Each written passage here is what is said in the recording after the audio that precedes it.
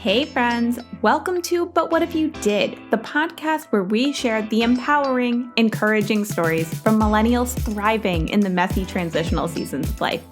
I'm your host, Allison, and I'm a millennial on a mission to show you what's possible when you stop playing it safe and lean into those uncomfortable growth seasons in life. These conversations are literal proof that you too can go from surviving to thriving. It's about building what I call your mindset toolkit and taking action even when it feels hard. And well, on that note, time is our most valuable resource. So grab some coffee and let's get to today's conversation.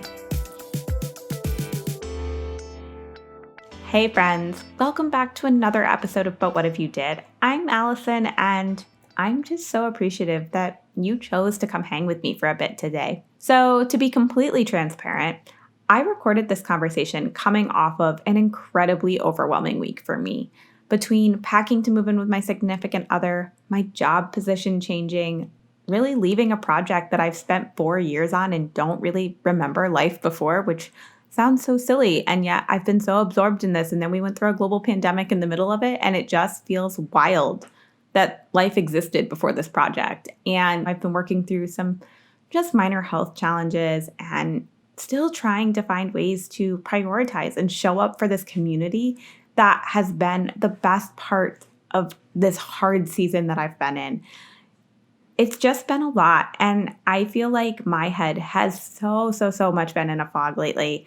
I was talking to my life coach the other night, and we were talking through some of what I'm struggling with, and so much of it was about how I just feel paralyzed by uncertainty.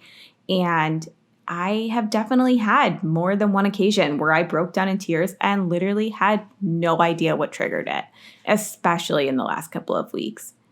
I share this as the ever-present reminder that it truly is that we are all going through something, and the person on the other end of the microphone is no different than you. They have their own messy life struggles just like you do, and the middle is messy.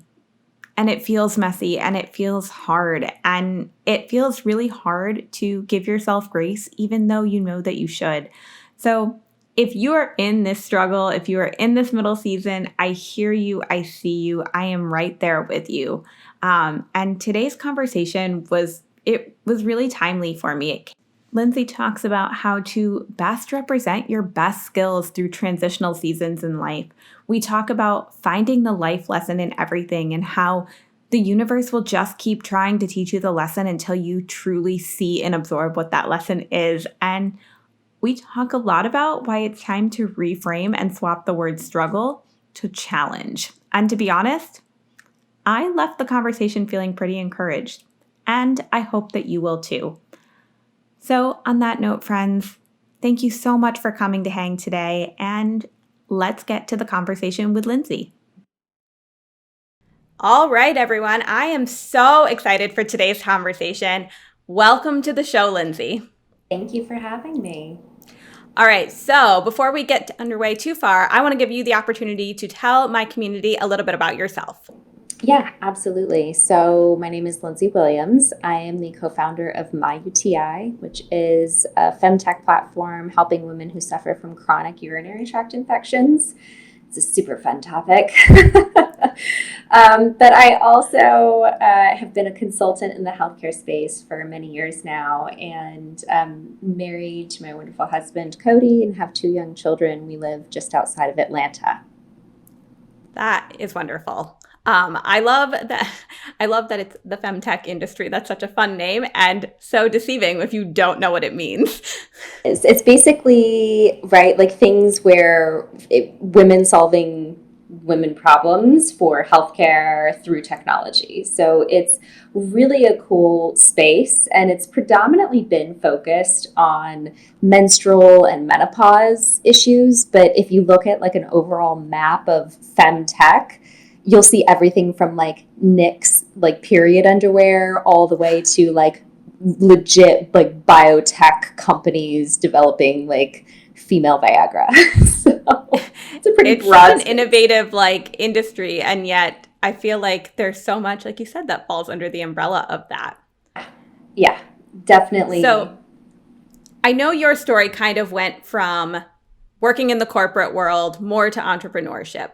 So on this podcast, we talk about the messy life transitions that so many of us are going through. And as millennials, how we often feel really trapped when we're in these middle stages, because our whole lives we are taught that you go from point A to point B and you collect all the little nuggets along the way and the gold stars to get to that next level. But nobody talks about the hard, messy middle seasons where you just want to give up.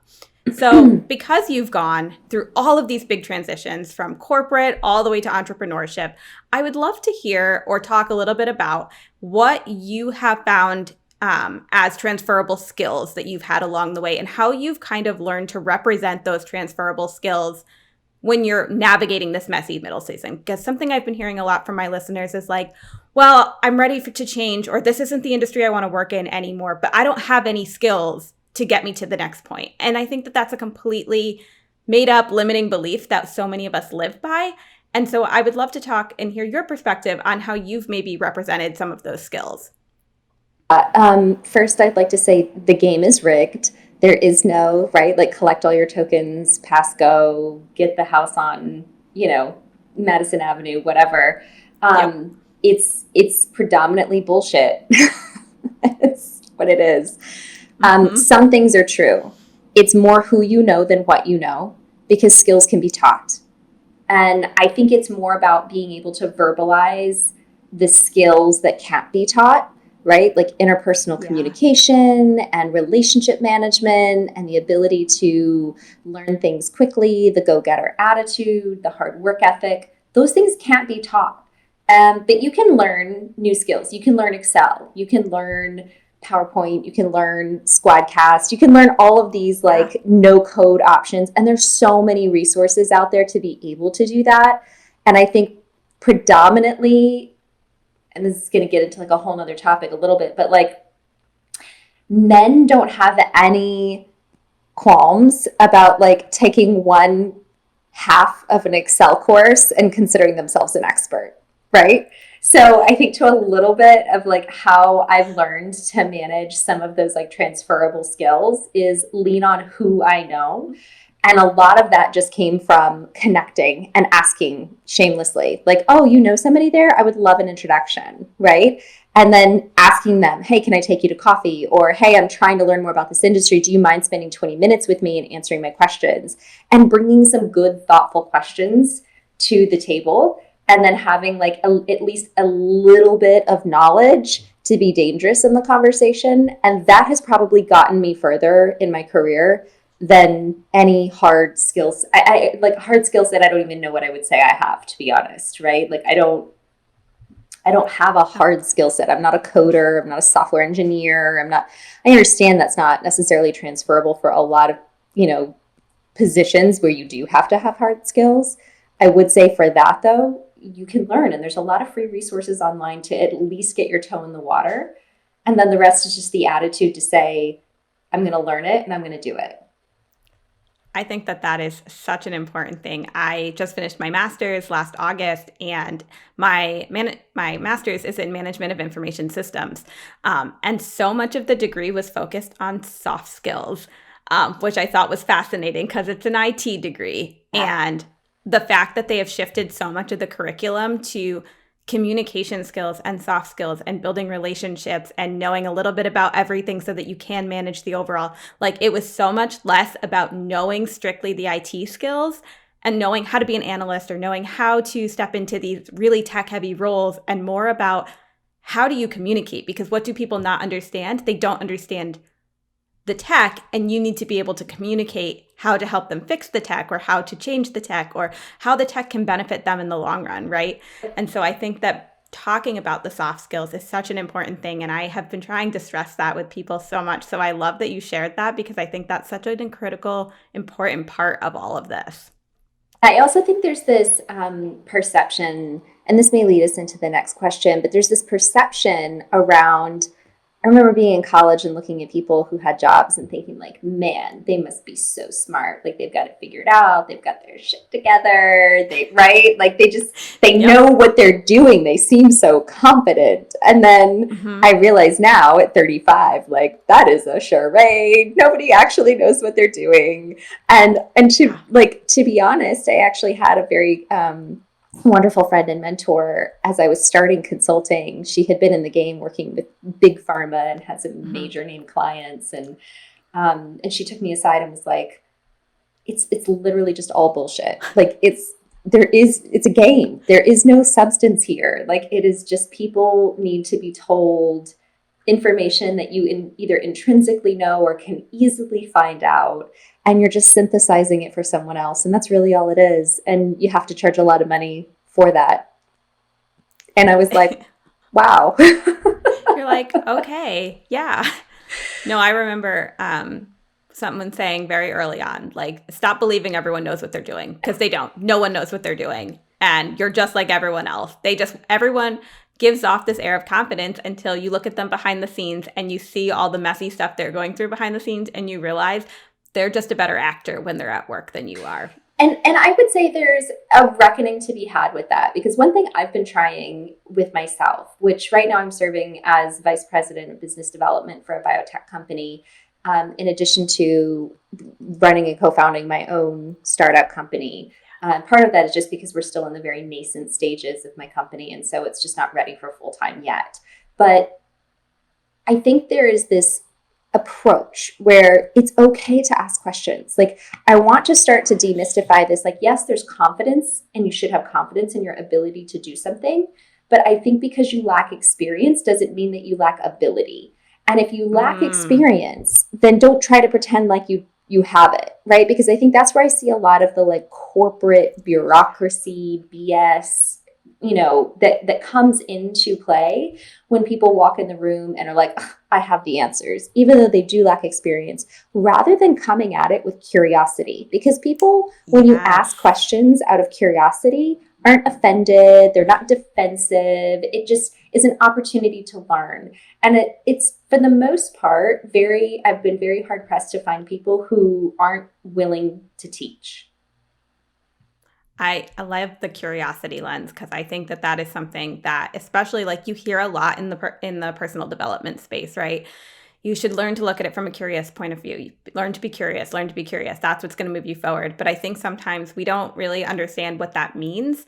And I also think there's something to be said for embellishing, because when I'm trying to help someone rewrite their resume to better represent the skills, what I don't want them to do is to over embellish what they've done, because overselling yourself is not going to set you up for success, but showing them that you're curious and able and willing to learn is going to set you up for success, because they're going to realize that you may need a little more guidance, but you're going to put in the work to get there, versus they're going to expect you to know and be disappointed when you don't know type thing. I had a mentor who really early on, when I interviewed for my very first job out of college with Abbott Laboratories, and she had said to me, like, you have literally nothing to bring to the table. You are so green. You have like no experience whatsoever that would be valuable to this company. So really what you have to do is close them on giving you the opportunity to prove that you can do the job. And I have used that same line to close, right? Like, give me the opportunity to prove that I can do this successfully, right? And yeah, it's an interesting psychological thing, because you're not asking for a job, right? You're asking for an opportunity to prove something. And people are kind of, I notice, right, that people are kind of like, okay, like that's like, it's a little bit different, but it flips the script in a way where it's help me help you, right? Yes. That's such a yes. I love that. I feel like I'm putting that one in my back pocket moving forward.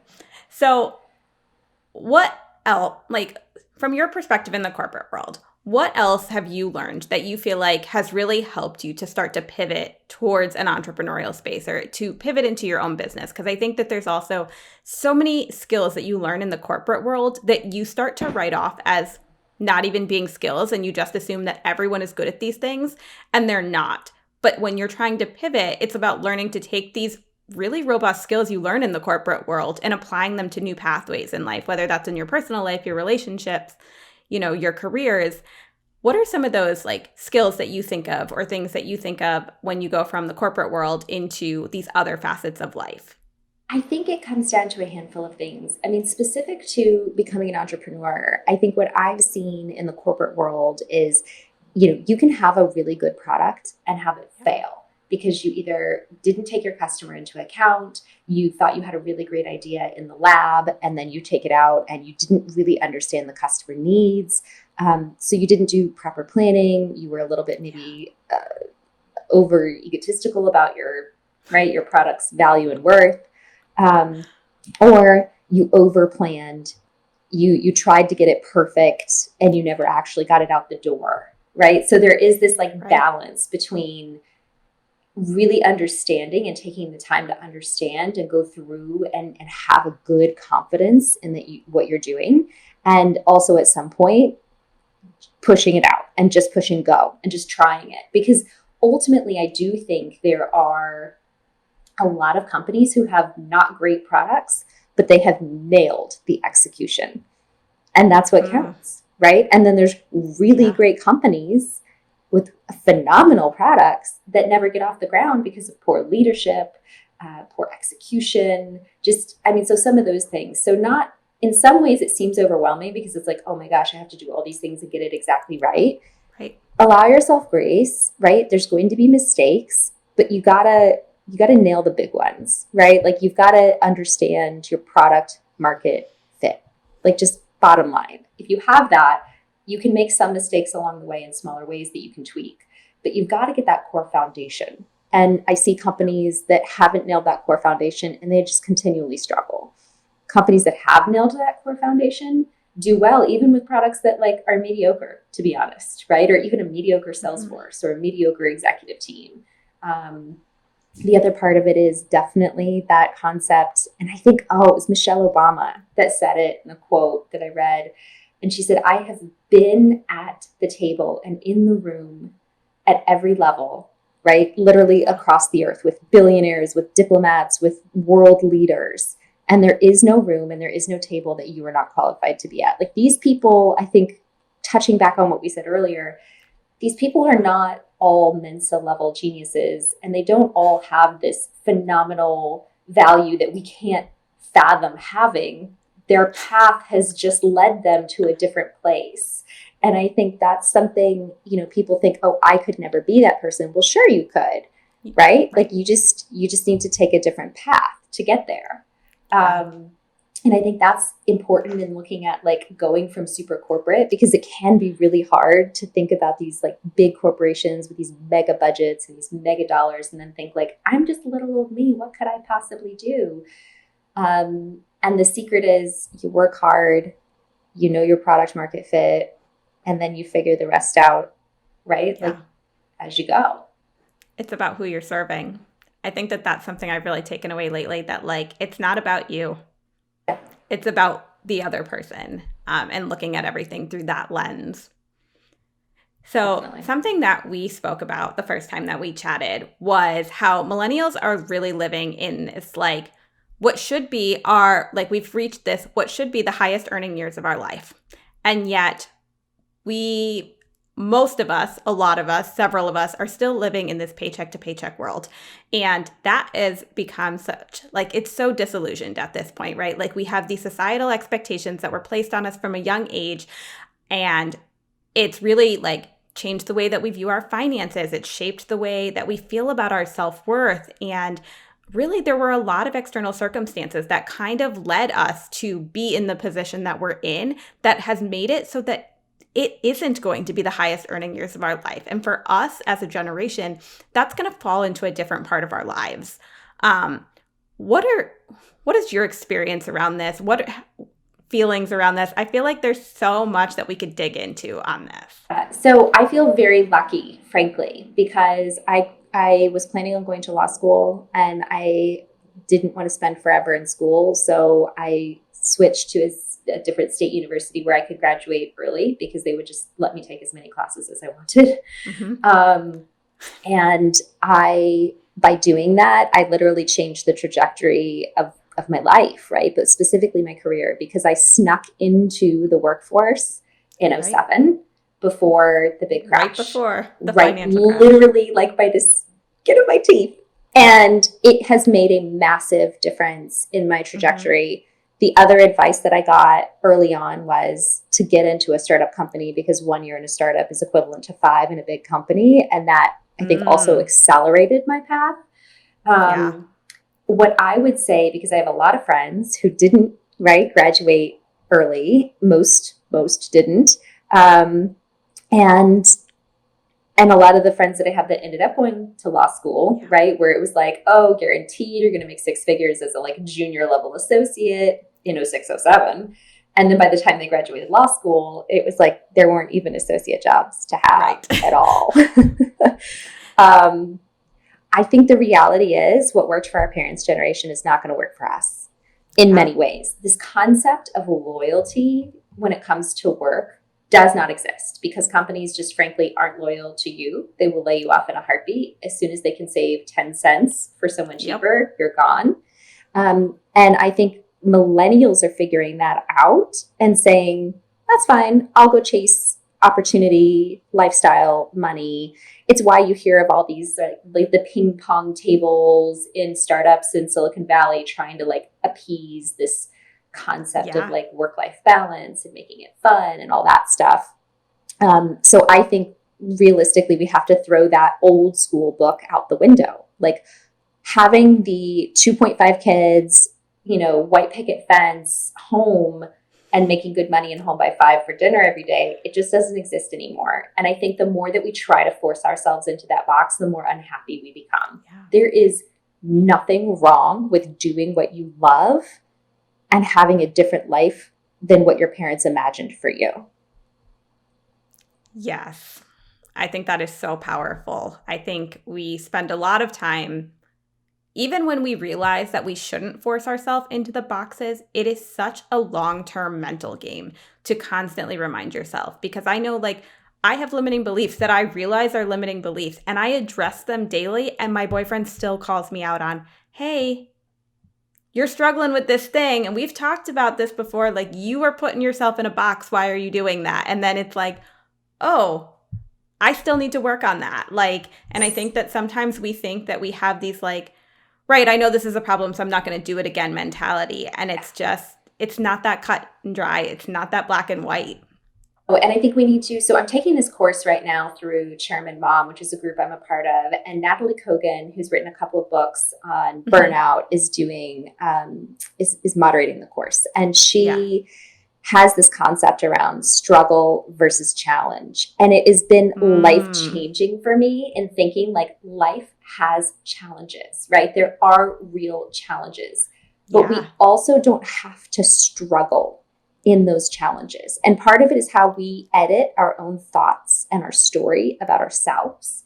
And the other part of it is how we choose to treat ourselves in the midst of our challenge. And I think that is something that I think we're all going to learn from, because we did come from these backgrounds of you go to college, you get a good job, you stay loyal, you get married, you settle down, you have your kids, right? Like, and you retire at 60 or 65. That doesn't exist. That won't exist. It will probably not be feasible to exist. I mean, I was reading an article just the other day talking about how the birth rate declining, like people were literally going to have to rethink concept of retirement. And it's probably going to be that most people in our generation will not retire at 65, but we will continue to work. And I think that sounds really depressing until you start to think about it and say, if we're living longer and we have more opportunity to do the things that we like to do, maybe that actually gives us an opportunity to change our path in our lives into, hey, you know what? I didn't make as much money as I statistically should have in my 30s, but I pursued something that gave me passion, that fueled me, that was intellectually stimulating. And you know what? It either worked out or it didn't work out, but okay, I'm 40, it failed, that's fine. Guess what? I've still got another 40 years. Like, right. I think it's also interesting because it's like we are kind of this, I feel like we are a transitional generation, right? Like we are the transition from boomers, like, yes, I realize there's a little bit of a generation between us, but like we are the massive transition between like, I always go back to like, didn't know life with the internet until we were in like middle school, high school, Yes. and then it slowly became a thing. So like we bridged this weird technology gap where Yes. at the same time, I think the way that we learned things from our parents has shaped us to a certain extent, but now we're starting to see how that doesn't work in modern society. And it's on our generation to move that to younger generations, because to some extent, Gen Zers are still getting some of the parenting that we were, but now we're starting to realize that we have different values and how we want to live our lives is a little bit different. And we're starting to realize that like we were workaholics up until this point, and then the pandemic taught us that maybe that's not the best way or the most fulfilling way to live our lives. And so now we're reevaluating. And I think that that's the other thing, going back to what you said a little while ago with corporate jobs right now is, you know, there's all these news blasts all over the media right now, right? About can't hire enough people, can't find people to work minimum wage jobs. People got smarter during the pandemic. They realized I don't have to work a minimum wage job to work.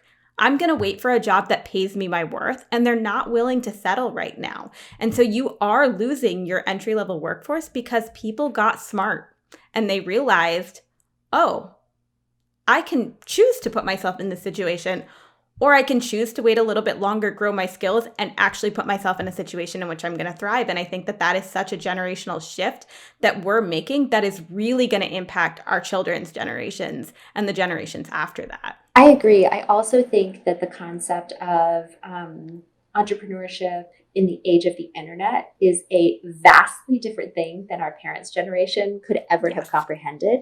And so being able, I mean, Fiverr, Upworks, all these things, the gig economy has made it hard for companies to have these entry-level positions. There's also this weird dynamic with corporate. And I use this, it's a bit crude, but I use this concept of it's like placing an ad where it's like virgin wanted, 10 years experience, sex required. And you're like, what? Like, how do I even get that job? Yes.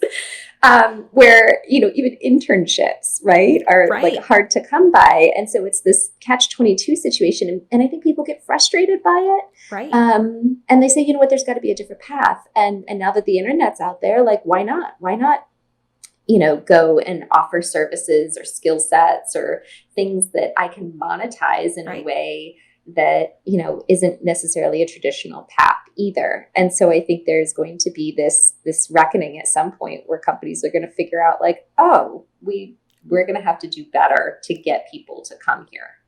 Well, I just think that people didn't even like, I mean, I know I really didn't dabble a lot in the entrepreneurial space before I started this podcast, right? And like, I didn't realize that there were jobs like virtual assistants and online business managers and social media managers.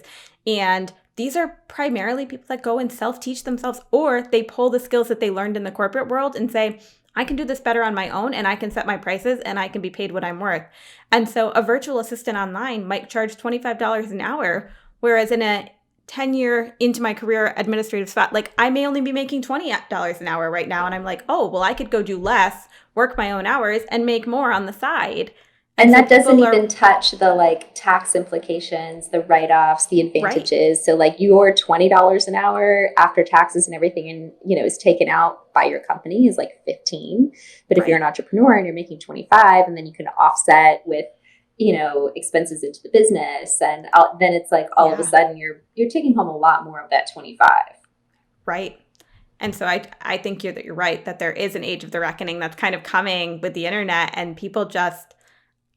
It's not that I don't think that they would realize it's there if it was pointed out to them. I just think that there is a little bit of a shield up where they don't see it unless it's pointed out to them. So they're like, well, why aren't these people? I mean, I had a conversation with one of my superiors at work a couple weeks ago, and he was like, well, you know, I just don't understand why they're having such a hard time filling these jobs. And I'm like, what do you mean? Like, I do. They're advertising $10 an hour and wondering why people aren't running back. I pay my babysitter more than that. Like my college babysitter gets paid more than that.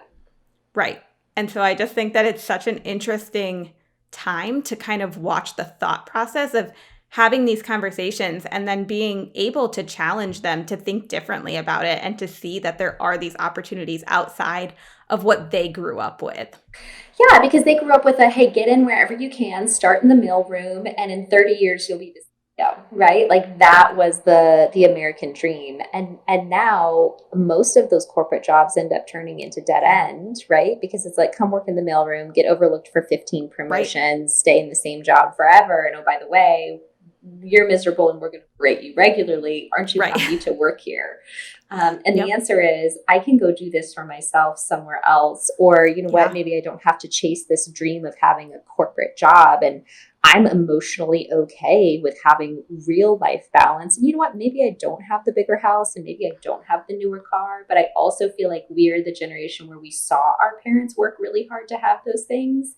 And maybe we're looking at it going like, not so worth it. Like I would have rather had you home to actually be with me as a child than to be out working so I could have nice things, right? Like I think there's a lot of this inward reflection and emotional work that our generation is doing to try to work through what is the meaning of this life? Why are we here? What is worth it? Is my happiness actually valuable, or am I just an object of productivity?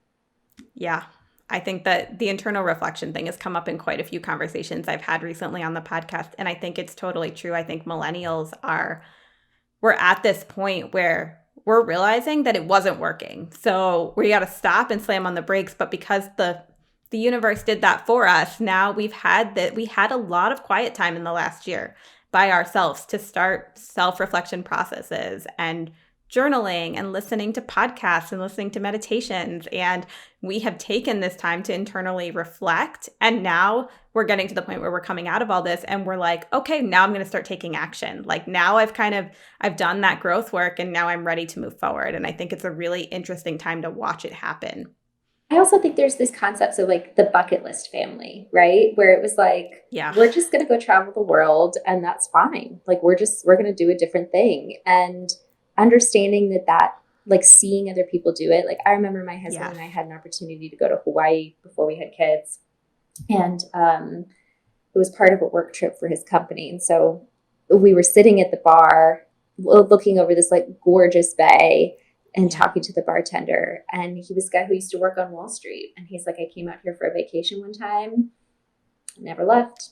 Just literally quit my job, sold my apartment. I never went home. I live in a tiny apartment. I work at the bar, 40 hours a week, maybe. I make decent enough money, but I don't care because I don't really need the money. Like I have my bare necessities paid for. And guess what? I surf every day and I love it. And I live in paradise. And I was like, huh. Yes, it's totally the millennial, like deer in headlight, like, well, when you put it that way. Yeah, exactly. And I do think that there's more of that, like people that are hitting this burnout. And we have a saying here, it's called, do some good navel gazing, right? Where you're just really looking in and going, maybe this isn't what I actually want. Maybe this isn't actually what makes me happy. And I think the difference is that our parents' generation were taught it's not about your happiness. And yet our generation started that, right? Like our parents taught us, like, well, we do want you to be happy, but we think the way to make you happy is to follow this path. So it's like we've had this little nugget instilled in us, right? That like happiness is important. But now we're recognizing that the modality to achieve happiness is not necessarily feasible with the path that our parents followed. And I think what we're seeing in Gen Z is this like actualization of happiness, right? In terms of like, now happiness is really all that matters. And I don't care at all about the corporate anything. Like it's whatever just makes me happy. And if I'm a nomad, then I'm a nomad, but I'm happy. It's totally true. I think something else that we've kind of carried over from our parents' generation is this aversion to risk. Like I think our parents, like they wanted us so, they had the best hope for all of us, right? And so they did everything they could to give us the best life they could. But in doing that and in trying to push us down these very stable trajectories, they, in a way, taught us to be more risk adverse. And I think that it's interesting now because we've realized that we've been playing it safe and taking these really stable courses action. But every time we get a feeling to change course or to go after something new, we have this little guy in our head that's like, fear, back up, not good, too much risk. not going to have health insurance, not going to have that, like that we try to shut down this inner dialogue that's telling us, hey, why don't you try something new? Hey, maybe this isn't the most fulfilling thing for you. Hey, maybe your purpose is bigger than this. And we don't know how to act on that because we have grown up being taught to be risk adverse. And now we're coming into an age where we're realizing if I don't start taking some risks, I'm never going to get to where I want to be. And retraining your brain to go from risk adverse to risk acceptant really it's a process. I would love to hear what you've experienced with this. Like, are you a more risk adverse person, or do you feel like you're pretty like take on the risk and go for it and see what happens? Well, I started a company in the middle of a global pandemic, so I guess I cannot say I'm risk averse. No, I'd say you're more risk acceptant for sure. But I'll say it was an emotional journey to get there. I mean, Yeah. the company that I co-founded originally was started as like a side hustle, right? And it was supposed to be just a project to bring in some side income because I finally had the like realization of like, oh, everyone else has multiple income streams. I probably need to get on that. Also had that realization. Yep. Yes. And then when COVID hit, all of a sudden a new lane of opportunity, opened itself up. And that process was really going through the mental gymnastics of, can I do it? Is it possible? And then coming around to literally, but what if I did? But what if I did? But what if it worked? But what if, right? Why not me? Why not me? Why not all these other people can be successful? Why can't I? And then really just coming down to, what if I don't? What if I don't do it? How am I going to feel in 10, 15, 20 years? What if I don't? What if I stay in the corporate job? What if I stay inside the lines, do what I'm supposed to do? When I came to that was just such disappointment of thinking about, what if I never gave myself a chance? And that was really what changed the tide for me in saying, gotta try, gotta do it. Even if it's a total, utter facepalm failure, I have to try. Yeah. I think I have definitely had a lot of those moments in the last year as well. But I think it really does come down to when you write it out on paper, and you say, but what if I did? And you see all the things that could, like all the doors that could open, all the potential in what if you went for it. And then you look at if I didn't, and you realize that you're going to be sitting in the same miserable position. Like, I can't tell you how many times I've come home from work and been like, I am absolutely miserable with what I'm currently doing. I think there's also this balance with, I'm not saying go quit your job, put yourself in a financially insecure situation, sell everything you own and live on the street to make the dream work. I also feel like that is a very like patriarchal concept of like these guys, in Silicon Valley who are all entrepreneurs who like will constantly spread this, myth of, oh, we didn't pay ourselves for years. And it's like, great, but you also have a trust fund and your parents pay for everything. And that's lovely for you. But don't make that out to be the norm, because I think we also have to match these expectations of like instant success and overnight, viral everything with the fact that it takes a long time, right? Like it takes a really long time to make these things work. And it does have to start out as a side hustle. And sometimes that means an hour a night, on the weeknights, right? Just 1 hour, or a few hours on the weekend, and just those baby steps of progress to get to a point where you can say, yeah, peace out. I'm done with this corporate thing. I'm making more in my side gig. I'm out. Right. And you hear that story a lot more with, at least through like groups like CEO School with these female entrepreneurs, right, that you meet that do have that, right, that story of, hey, it took me 5 years, but I was finally able to say, like, I'm done. And that's when you really see them explode, right, in terms of opportunity and finance. The other thing I would say about risk is I think our generation has had very traumatic experiences in terms of the pandemic, but also the crash in '08. So like we look at things probably differently. Like my husband and I have said, like, we don't look at houses, which is kind of silly because right now the housing market is stupid. Oh, yeah. But we've never looked at houses as investments, right? Whereas like our parents' generation couldn't fathom not making money off of a house, right? Like, well, of course you buy a house and you sell it for 10 years later for like a big profit. Right. Like that's just how it works. Well, when we bought our first house, we bought in like 2011 at the bottom of the market when things were, 30% of what they were worth 3 years prior. And so we kind of always went into home ownership of like, we're doing this because we have to have a place to live and because this is more cost effective. Well, I don't know if it's actually more cost effective than renting, but but they tell us it is, and we've believed it. So, and there are wonderful things about being a homeowner.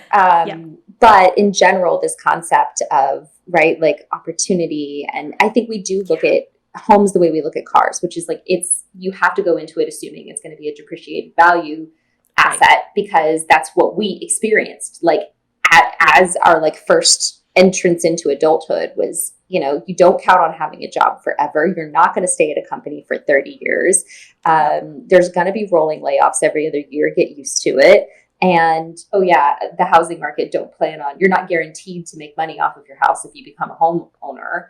And that I think in some ways impacts people either being paralyzed and becoming more risk averse, or for other people, they go, what do I have to lose? What the hell? Yep. Right? There's no sense of security. And that I think is the other myth that we tell ourselves in corporate is this like, oh, job security. And I'm like, really? I've never met anybody who feels super confident in their job. Like literally never a soul that says like, oh, I'm good. Like I would never leave this job.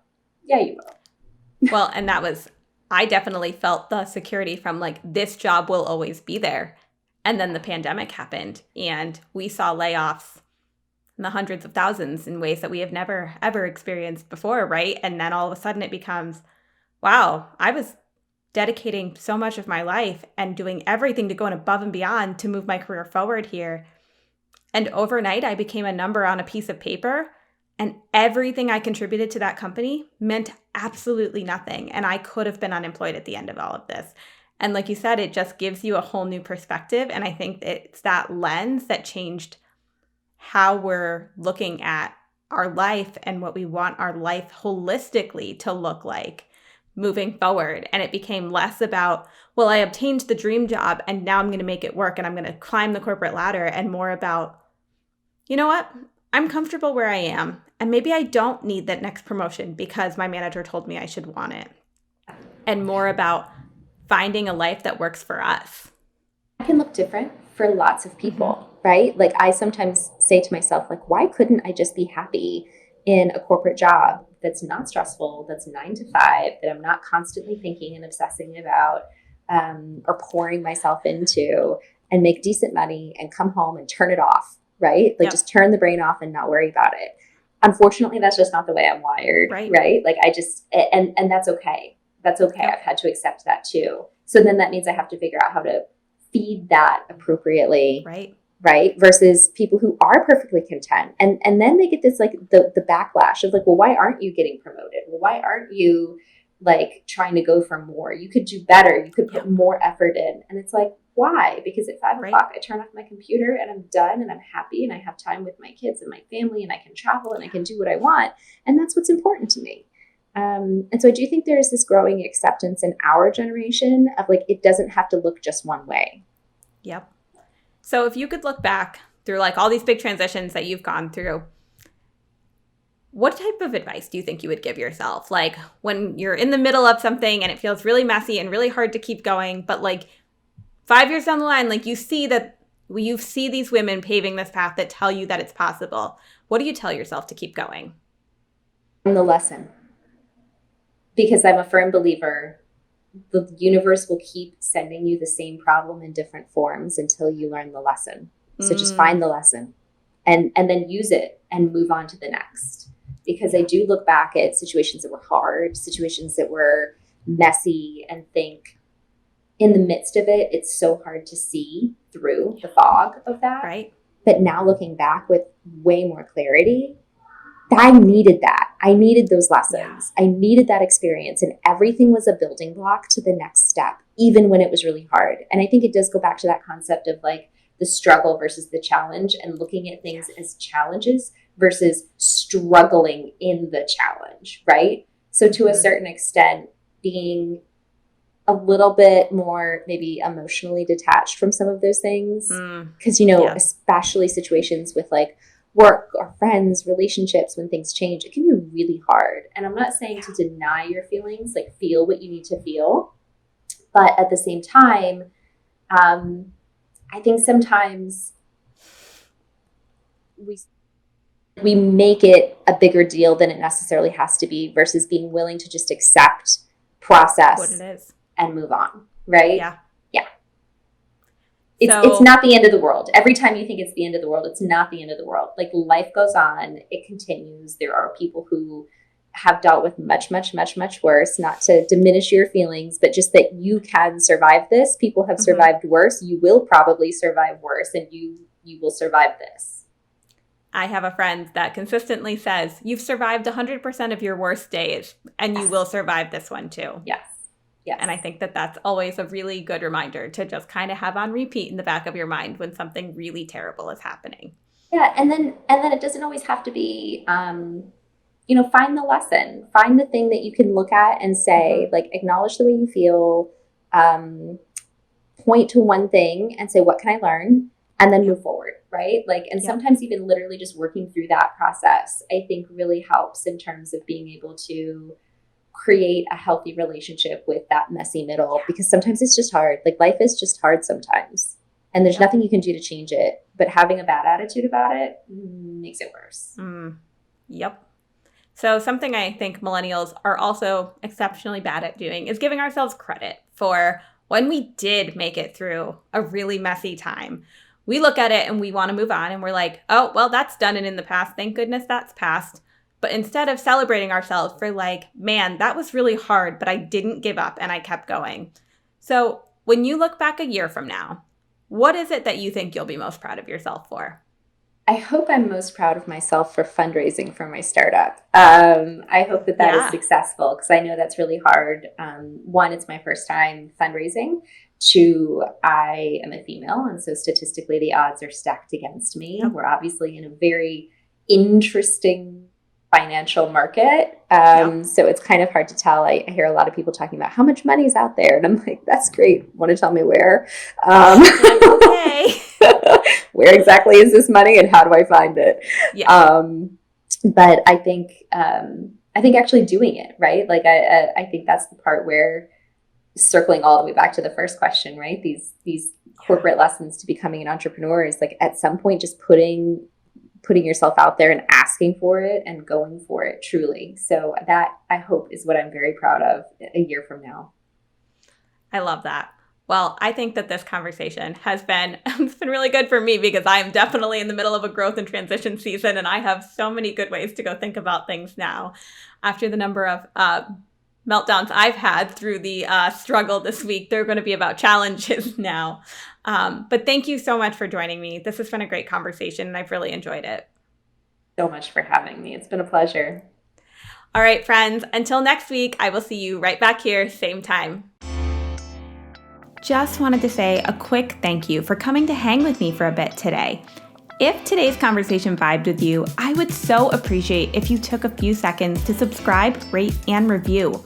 This really helps to get the podcast into the hands of new listeners. For show notes and links to all resources discussed in today's conversation, head on over to butwhatifyoudidpod.com/listen now. Remember, friends, it's truly on us to inspire the next generation of changemakers. So I'll leave you with a little food for thought. It's one thing to change our world. It's another to change the future.